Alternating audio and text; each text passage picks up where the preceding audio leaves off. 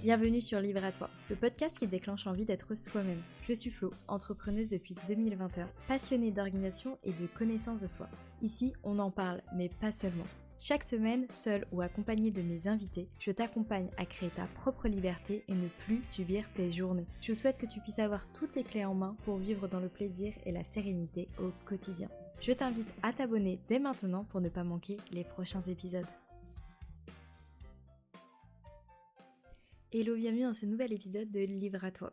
Aujourd'hui, j'aimerais parler avec vous des projets et des objectifs. Pourquoi est-ce que c'est important d'en fixer selon moi, mais aussi ouvrir le questionnement de manière un peu plus large sur est-ce que c'est une source de motivation ou de pression pour toi.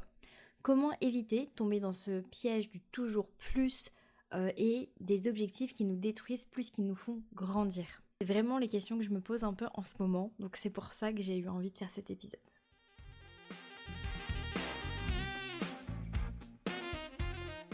Bon, pour commencer, histoire qu'on parle tous de la même base et pour être sûr qu'on se comprend bien lorsque je parle de projet ou d'objectif. On va un petit peu définir ces termes et toujours selon moi et selon ma vision des choses. Un projet, c'est quelque chose de vivant. Et ça, c'est important de le retenir. C'est une direction, une envie, un mouvement vers quelque chose qui nous attire. Un projet, ça peut être professionnel, personnel, créatif. Et ce que j'aime quand je parle de projet, c'est cette idée, c'est que ça laisse la place à l'exploration, à l'essai, au je ne sais pas encore où ça va me mener, mais j'ai envie d'y aller. On ne sait pas encore par quel sentier on va passer pour atteindre le sommet de la montagne, mais on sait que notre projet, c'est d'atteindre le sommet de la montagne et peut-être même de redescendre ensuite. Pour donner un exemple, autre que la fameuse montagne à gravir, c'est moi j'ai un projet, c'est avoir un podcast. Peut-être que c'est aussi ton cas. Ton projet, c'est d'avoir un podcast ou de tenir ton podcast ou enfin voilà. Un objectif, contrairement au projet, c'est beaucoup plus concret. C'est un point de repère. C'est quelque chose qu'on peut mesurer. Par exemple, dans mon projet d'avoir un podcast, j'ai l'objectif de réaliser 10 épisodes de podcast d'ici 3 mois. Ou, pour la montagne, j'ai l'objectif de faire tant de kilomètres en tant de temps.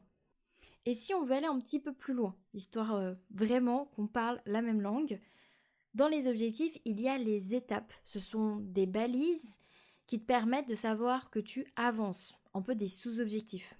C'est souvent calé par rapport à du temps ou à une production. Ou après, je peux découper en fait mon objectif en des étapes un peu différentes. Je peux par exemple découper mon objectif en phase de production. D'abord, je vais tous les écrire, ça serait ma première étape. Ensuite, en deuxième étape, je vais les enregistrer et en dernière étape, je passerai au montage. Et puis, on a les tâches. Les tâches, ce sont nos lignes de to-do list, tout simplement. C'est des actions concrètes. C'est ce qu'on va pouvoir planifier et caler dans notre emploi du temps.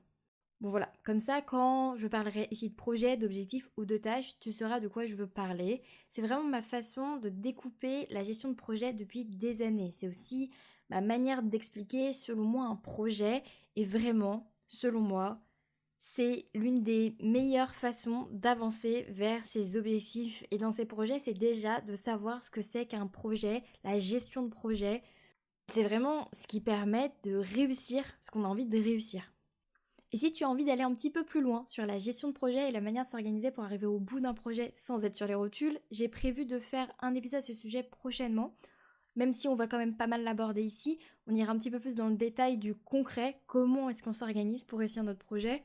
Donc si ça te donne envie, n'hésite surtout pas à t'abonner pour ne pas louper les prochains épisodes où on va clairement rester dans cette thématique du projet pendant les prochaines semaines.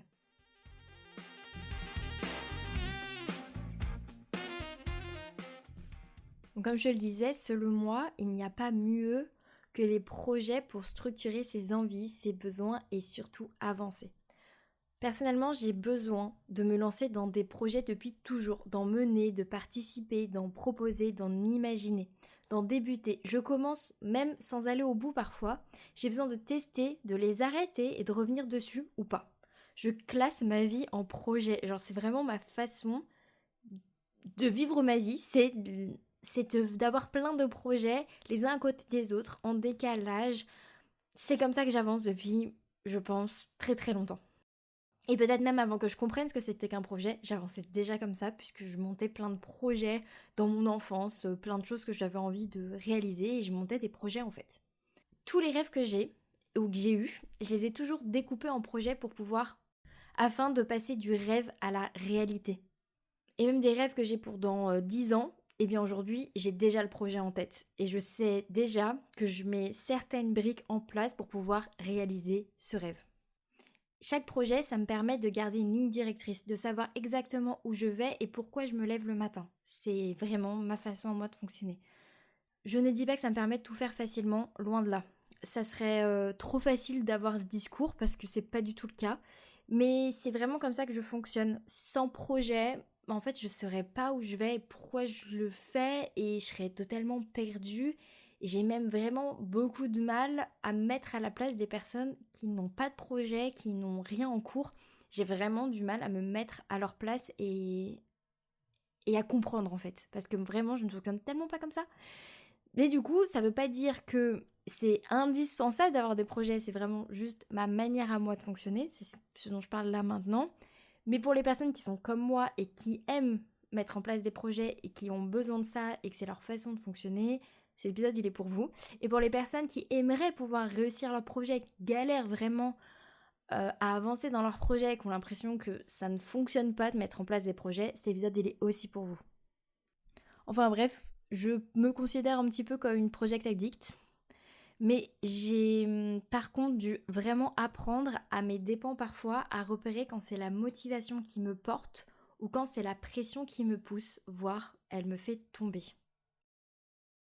Mettre en place des projets ou s'engager dans un projet seul ou avec d'autres personnes, c'est pour certaines personnes, dont je fais partie, une routine, une habitude, une façon de construire sa vie. Pour d'autres, c'est peut-être ton cas, c'est flou, ça paraît abstrait, voire impossible. Ou peut-être que t'es entre les deux. T'essayes d'en faire une habitude, d'utiliser ça pour structurer ta vie, mais c'est un échec absolu à chaque fois.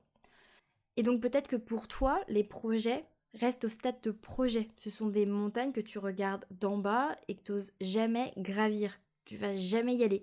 Et pourtant, tu as des carnets remplis d'idées, d'envies, de rêves et ça ne fonctionne pas. Ça ne te permet pas d'y aller, quoi.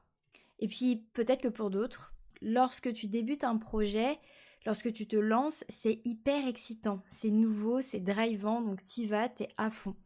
T'as envie de tout déchirer. T'es excité, t'as plein d'idées et t'es traversé par cette fougue, par ce feu qui brûle en toi. Tout ça, c'est soit au tout début, lorsqu'on n'a pas encore investi beaucoup de temps ni d'efforts, voire même d'avoir mis en place concrètement aucune action. C'est vraiment un sentiment que moi je connais par cœur et qui m'a fait m'engager dans plein de voies, dans plein d'idées, dans plein de choses. Et c'est limite un peu... je parlais de Project Addict, mais c'est un peu addictif ce sentiment, ce goût du challenge, cette envie d'y aller, de foncer, avant même d'avoir posé une première pierre. Voilà, ce sentiment qui t'envahit, qui te dit « Allez, ça va être incroyable !» Ça te fait t'engager sur des pistes qui parfois ne sont pas du tout adaptées à ta vie. Et c'est aussi ce qui fait qu'on a beaucoup et tous, et j'en fais partie, des projets qui ne restent qu'à l'état justement que de projets. De brouillons, d'idées, d'éclairs le temps d'une soirée entre amis. Enfin, vous avez peut-être déjà vécu ce truc-là où on est là, on dit « Ah ouais, ça serait génial de faire ça !»« Ah ouais, ce serait trop top, on pourrait faire ça !» Des fois, c'est juste une proposition de partir en voyage, en vacances entre potes, et ça reste à l'état de « on a ce projet », mais en fait, il n'y a rien concrètement qui ne se passe en fait. C'est des grandes idées qui sont lancées à la volée après des verres de rire avec des proches, ou tu peux avoir aussi des idées entrepreneuriales avec des collègues de coworking ou des amis à toi. Et en fait, ça part comme une blague et en fait, on est tous hyper heureux. On peut passer 2 heures à brainstormer sur cette idée de boîte incroyable et puis ça s'arrête là. Il se passe rien derrière et personne monte vraiment dans le train. Parce qu'en fait, passer de l'idée à la vraie mise en place d'un projet, ça demande un vrai engagement et un vrai investissement. Et c'est là que c'est important de bien définir sa motivation en fait. Pour ça que je te disais qu'aujourd'hui, j'ai envie de parler de motivation et de pression, mais en fait, dans ce début-là d'idée de projet, on est parfois très motivé, on se sent extrêmement motivé, on est sûr, on est convaincu qu'on est hyper motivé. Et pourtant, dès que le moment est passé, Dès qu'on rentre chez soi, dès qu'on a décuvé ou dès qu'on se retrouve seul, et ben ça part, c'est terminé, c'est fini. Il y a plus. Il y a plus cette motivation. Et parfois ça arrive quand on est sur des projets avec d'autres personnes, et parfois ça arrive sur des projets où on est solo. On était hyper enthousiaste, on avait trop envie, et finalement, ça retombe. Le début, c'est trop chouette. On a plein d'énergie, plein de volonté, et on fait des plans d'action qui sont souvent un peu disproportionnés car on est trop chaud bouillant. Oui, c'est parti, je vais courir un marathon dans 6 mois et je vais m'entraîner 2 heures par jour à partir de demain, alors que, en ce moment, actuellement, je cours maximum 15 minutes une fois par semaine. Un petit peu disproportionné. Et pourtant, je suis sûre que cet exemple te dit quelque chose, un peu aussi avec les bonnes résolutions qu'on prend en septembre ou en janvier. Ça revient un petit peu dans cette idée-là. Ou sinon, tu vas te dire, allez, let's go, je monte mon side business. Dès demain, le site internet, la boutique, elles seront opérationnelles dans 2 semaines, alors que tu n'y connais absolument rien et que tu n'as jamais lancé une boutique en ligne. Et en fait, on a besoin de ce sentiment-là, on a besoin de cette fougue, on a besoin de cette motivation, de ce feu, et même de cette ignorance qui nous pousse à nous fixer des objectifs pour nous dépasser. C'est nécessaire d'avoir cette motivation au début, parce que je pense que sans ça, sans cet état d'ivresse, eh bien, il y a beaucoup de choses qui ne se feraient jamais, et on se lancerait dans pas grand-chose. Parce que si on était hyper terre-à-terre tout le temps, hyper réaliste, eh ben on se lancerait vraiment pas dans des projets très beaux ou des choses qui vont vraiment nous pousser et nous challenger. C'est vraiment nécessaire dans une vie de croire en ses projets et de se lancer. Mais du coup, là, on va vraiment parler du moment où tu es arrivé après l'état d'ivresse et que tu as réussi à te lancer et que tu ne t'es pas arrêté juste à ce sentiment de let's go, j'y vais et finalement tu ne fais rien. Tu vas vraiment y aller, tu es lancé dans ton projet. Et après, la réalité te rattrape. T'essayes de courir tes 2 heures par jour, tu n'y arrives pas. Et là, plusieurs choix vont s'offrir au commun des mortels. 1. Tu revois tes plans, ta planif, tes objectifs, tes délais et le niveau d'exigence que tu te demandes. Et ça, ce dernier point, il est hyper important. Quel niveau d'exigence tu demandes à ton projet? Car ce projet te tient vraiment à cœur et tu veux y arriver. Peut-être que le marathon, tu vas pas le courir dans 6 mois, mais dans 1 an. Et là, on est un petit peu plus réaliste, on va pouvoir y aller petit à petit. 2. Tu t'arrêtes là. T'auras essayé, mais c'est trop pour toi. Tu t'es trompé. Tu abandonnes, tu arrêtes. Et c'est pas grave. 3. Tu persévères. Tu te foires ou tu réussis, mais tu es totalement à la ramasse à la fin. Tes amis, tes proches te ramassent clairement à la petite cuillère parce que ça fait très mal, trop mal. Tu t'es défoncé, t'as couru ton marathon, mais tu t'es peut-être blessé. Peut-être que tu as eu des problèmes de santé.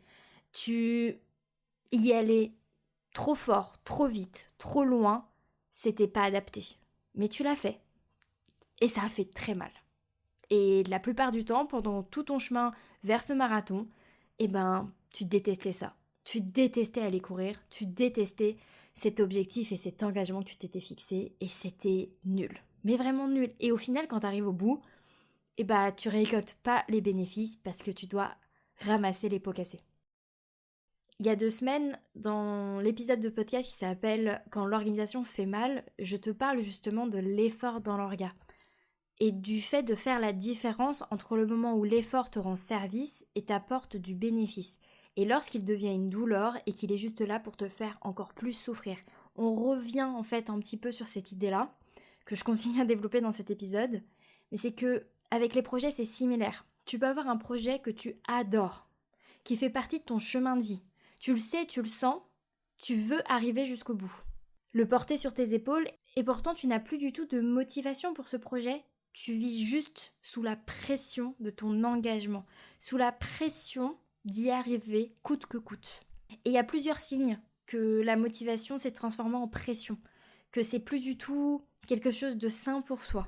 Ces signes peuvent être flagrants ou parfois un petit peu plus subtils. T'as l'impression que tout ça te parle et qu'actuellement tu te poses la question de est-ce que je suis sous la pression ou est-ce que je vis une vraie motivation pour atteindre mes objectifs. Je vais te donner 4 points à checker dès maintenant pour faire ton auto-check de pression ou motivation. vérifie ton niveau de fatigue. Pas seulement ta fatigue physique, mais aussi ta fatigue mentale. Est-ce que tu as du mal à te reposer, à dormir, à trouver le sommeil? Est-ce que tu culpabilises dès que tu ralentis, dès que tu es moins performant justement? Comment tu te sens? Est-ce que tu es épuisé? Est-ce que l'idée même d'aller faire ta séance d'entraînement, on reste sur cet exemple du marathon, parce que je pense que ça peut parler et ça peut se transposer à plein d'autres situations.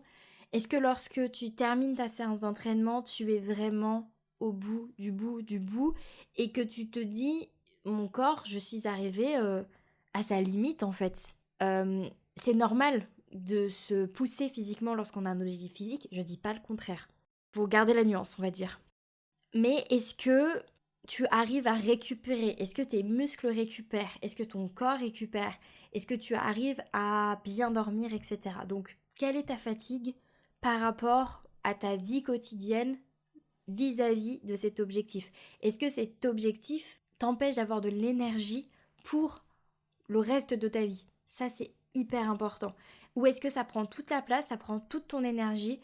Est-ce que ça pompe tout en fait, et tout le reste de ta vie est totalement mis sur pause et tu ne peux plus rien faire d'autre à part ça.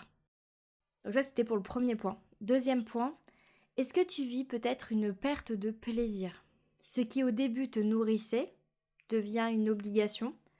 Est-ce que tu fais tout parce qu'il faut le faire ou parce que tu as envie de le faire? Ça, c'est une vraie question. Est-ce qu'il y a encore de l'envie, du désir, du plaisir dans tout ce que tu fais pour atteindre tes objectifs? Tu as le droit de te dépasser et que ça soit dur, c'est pas ce que je dis. Mais est-ce que il y a encore de la satisfaction, du plaisir dans ce que tu fais? Est-ce que tu as l'impression d'avancer contre toi, à l'inverse de toi?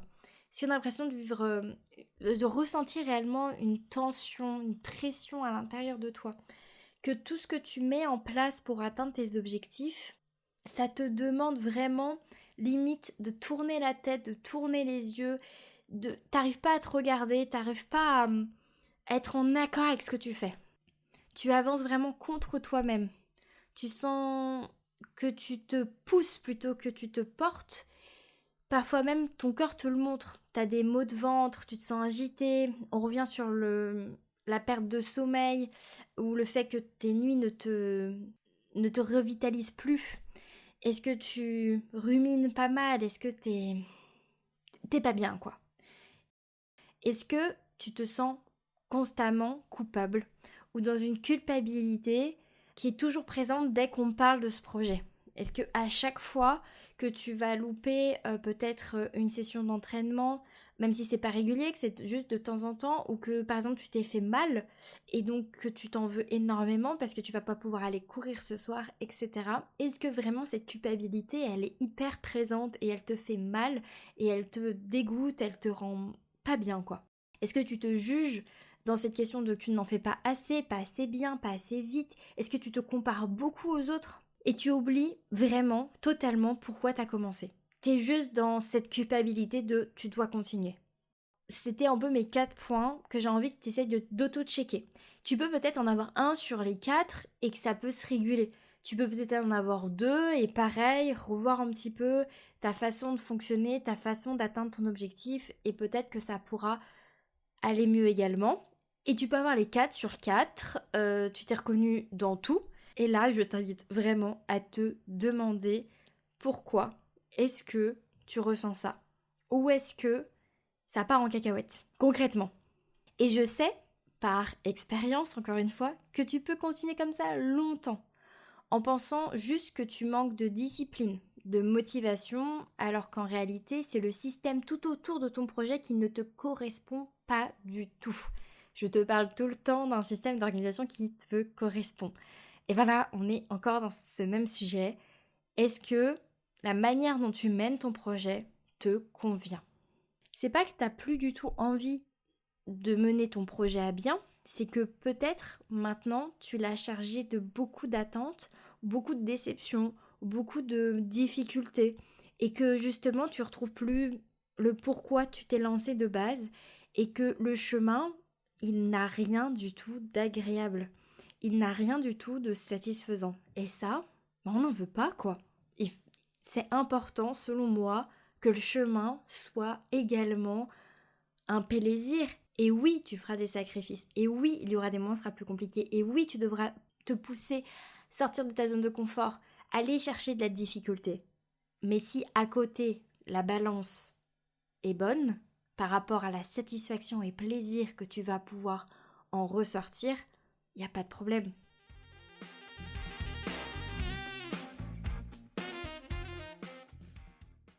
Alors comment retrouver l'équilibre ? Reviens à ton intention. Pourquoi est-ce que tu fais ça ? Reconnecte-toi à tes besoins, à ton rythme, à ta façon de fonctionner. Et surtout, refais le point sur ton organisation autour du projet, sur tes objectifs, sur ce que tu t'étais fixé, sur tes deadlines, sur l'exigence. Par exemple, est-ce que je suis actuellement à la V0 de mon projet ou à la V... Par exemple, est-ce que je suis actuellement à la version 0 de mon projet ou à la version 35 ? Est-ce que je veux essayer de faire quelque chose ? Est-ce que tu es dans le bon environnement, dans les bonnes conditions physiques ? Et surtout, c'est important d'accepter les pauses, les demi-tours et parfois les projets qui sont avortés.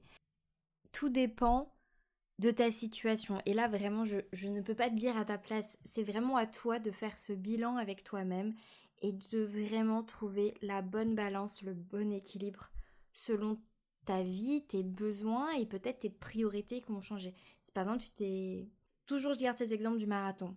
Peut-être qu'il y a 6 mois, tu t'es fixé cet objectif. Ta vie était d'une certaine manière. Tu avais un certain travail, une certaine vie de couple, un certain appartement. Aujourd'hui, avec une rupture, ou tu attends un enfant, ou tu as changé de travail, ou tu as dû déménager parce que tu as eu des problèmes avec ton propriétaire. Je n'en sais rien. Et donc, tout ton environnement, tout ce qui faisait que c'était peut-être le bon moment il y a 6 mois, ça ne devient plus du tout le bon moment aujourd'hui. Et ça, c'est important de prendre ces informations-là en considération et de refaire le point, surtout lorsqu'on est sur des projets à long terme. Et du jour au lendemain, une situation de vie peut totalement changer grâce à des bonnes ou des mauvaises nouvelles. Et ça, c'est important aussi de le prendre en compte.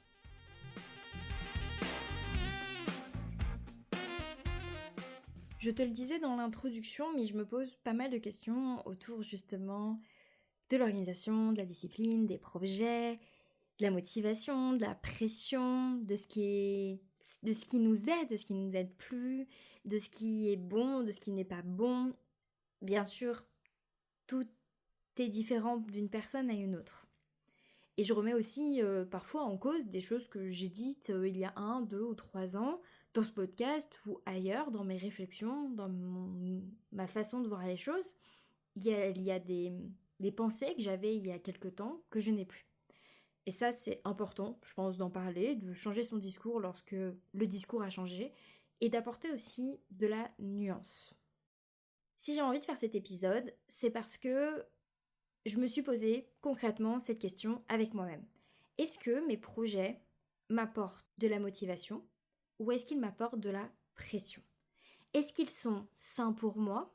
Est-ce qu'ils m'aident réellement à avancer ou est-ce qu'ils me foutent juste dans une culpabilité ou une pression hors norme ? Est-ce que vraiment ça m'aide ? Est-ce que vraiment c'est bon pour moi ? C'est vraiment des questions que je me suis posées dernièrement et j'ai fait le point avec moi-même. Si je te fais cet épisode et que j'ai fait toute cette première partie pour te dire que selon moi c'était quelque chose qui m'aidait beaucoup, c'est parce que je suis arrivée à mes conclusions. Et que j'ai pu aussi me rendre compte que lorsque je mets de côté mes projets, que lorsque je m'en occupe plus et je me laisse juste prendre par le quotidien et je vis un jour après l'autre sans du tout avoir mes projets en ligne de mire, moi je me perds, je me noie et ça va pas du tout. Mais ça m'est propre, encore une fois. Je veux pas du tout le calquer sur toi, sur ta vie et ta façon de fonctionner. Mais peut-être que tu me ressembles et que ça va te parler. Donc c'est pour ça que j'ai pas finalement tant changé mon discours que ça. Mais par contre, je me rends vraiment compte que c'est important de faire cette différence. Est-ce que je suis dans la motivation ou est-ce que je suis dans la pression ? Et c'est une vraie question que je me pose en ce moment quasiment tous les 2 jours pour pouvoir y ajuster. On est dans une société où on renforce toujours plus, être et faire toujours plus.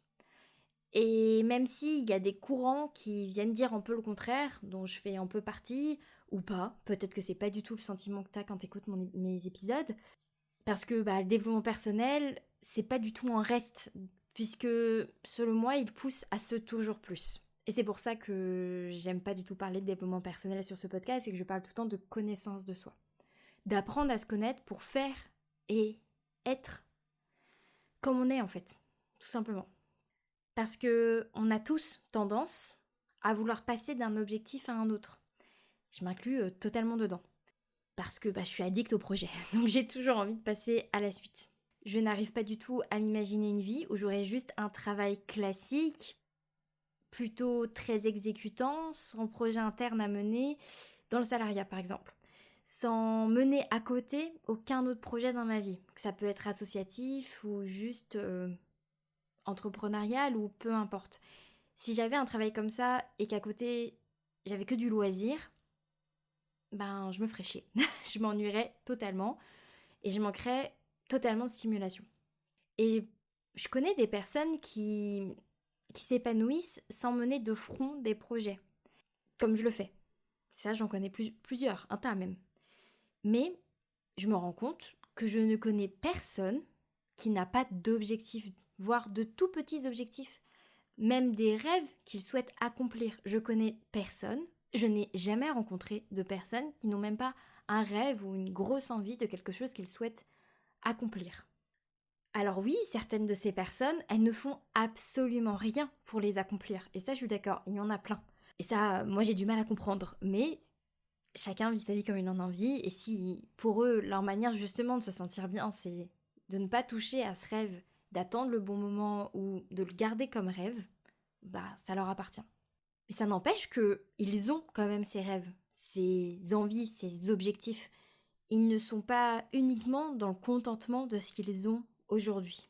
Parce que l'être humain, il aime avancer, se déplacer, découvrir, explorer. On est fait pour innover, pour conquérir. Donc dans nos vies du XXIe siècle, où on n'a pas notre part, en tout cas en France, pour le moment, et je touche du bois, de combats de front à mener comme une guerre, par exemple, on a peut-être besoin de cette stimulation pour se lever le matin, de savoir qu'on sait pourquoi on se lève. On est aussi, pour la plupart d'entre nous, à peut-être déconnecter d'une vie spirituelle ou religieuse. Et donc, avoir ces projets, mener de front nos propres batailles personnelles, ça fait qu'on peut avoir foi en quelque chose, je pense, et on en a peut-être besoin. En vrai, dis-moi, si toi tu connais des personnes qui n'ont jamais eu aucun projet, aucun objectif, aucune envie, même inachevée, et qui s'en portent hyper bien, je suis tout oui. Je pense quand même que c'est sain de vouloir créer et se dépasser. C'est sain de vouloir avoir autre chose que ce qu'on a, à partir du moment où on apprécie ce qu'on a déjà aussi. Mais dans mes réflexions de ces derniers temps, et c'est pour ça que je te parlais de nuances, je m'interroge vraiment sur le fondement de l'engagement dans un projet. J'ai toujours prôné le fait que l'on peut abandonner, arrêter, mettre sur pause ce qu'on débute lorsqu'on sent que l'on n'est plus du tout aligné. Et je suis dans mon année de la discipline, comme je te l'ai déjà expliqué sur le podcast. Et donc ça me chamboule pas mal de mes réflexions.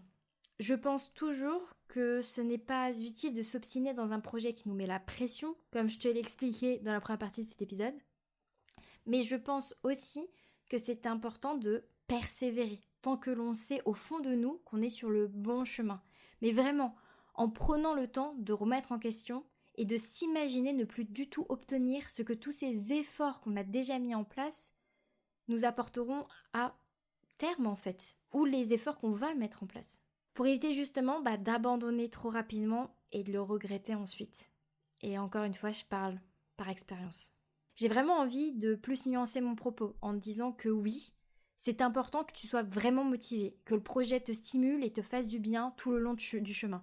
Mais aussi que si tu ressens de la pression, du stress, une perte de sens, c'est important de faire pause pour te poser les bonnes questions et pour redémarrer de bon pied et que peut-être Même si tu ressens cette pression, ce stress et cette perte de sens, ça va passer. Et que il n'est pas nécessaire de tout arrêter tout de suite et d'attendre de voir, de persévérer un petit peu. Parce que parfois, comme je te le disais, la pression du projet peut te pourrir la vie. Elle peut vraiment te détruire et te mettre plus bas que terre. Te rendre triste et malheureux ou malheureuse à force de ne pas réussir à atteindre tes objectifs. Et là, c'est important de réagir, de faire quelque chose pour ne pas rester dans cet état et d'avoir l'impression de toujours échouer. Mais parfois, même si tu es dans cet état, faire le pas de plus, le pas supplémentaire, de pousser un petit peu plus, c'est là où la lumière revient. Et c'est très compliqué de se rendre compte, de jauger, de savoir. Donc le mieux, c'est de faire pause et de vraiment analyser la situation. Et de, si tu en as la force, le courage, l'envie, l'énergie, et que tu es sûr au fond de toi que c'est le bon chemin, continue. Essaye. N'arrête pas forcément tout de suite.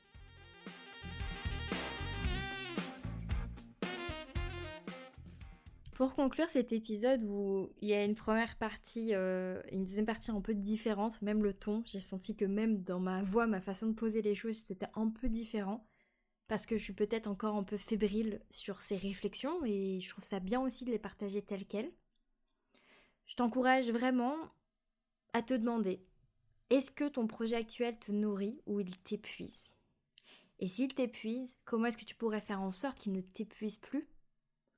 Et là, la finalité, elle t'appartient. Et aussi, est-ce que j'avance par envie ou par peur de ne pas faire assez ? Est-ce que c'est toi qui as envie d'y aller ou est-ce que c'est une pression extérieure qui te pousse à y aller ?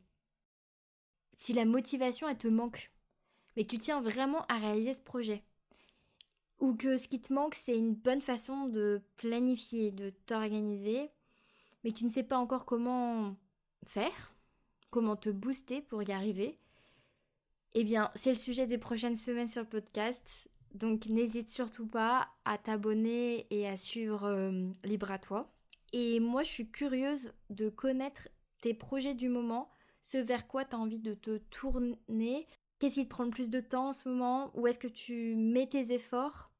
N'hésite pas à me le partager sur Instagram directement ou en commentaire de cet épisode et à me dire ce que tu as pensé de cet épisode et si ça t'a permis toi aussi d'ouvrir la réflexion sur ta manière de mener tes projets du moment ou de faire peut-être une rétrospective sur des projets que tu as pu mener par le passé. Je te souhaite une très bonne fin de journée ou soirée ou nuit suivant le moment où tu écoutes cet épisode et je te dis à la semaine prochaine. Je te remercie d'avoir écouté l'épisode jusqu'au bout. Pour soutenir le podcast, tu peux le partager à une personne à qui ça plairait, me laisser une note sur ta plateforme préférée d'écoute ou même m'envoyer un message directement sur Instagram pour me dire ce que tu en as pensé. Et n'oublie pas, libre à toi d'oser être toi-même pour créer ta liberté.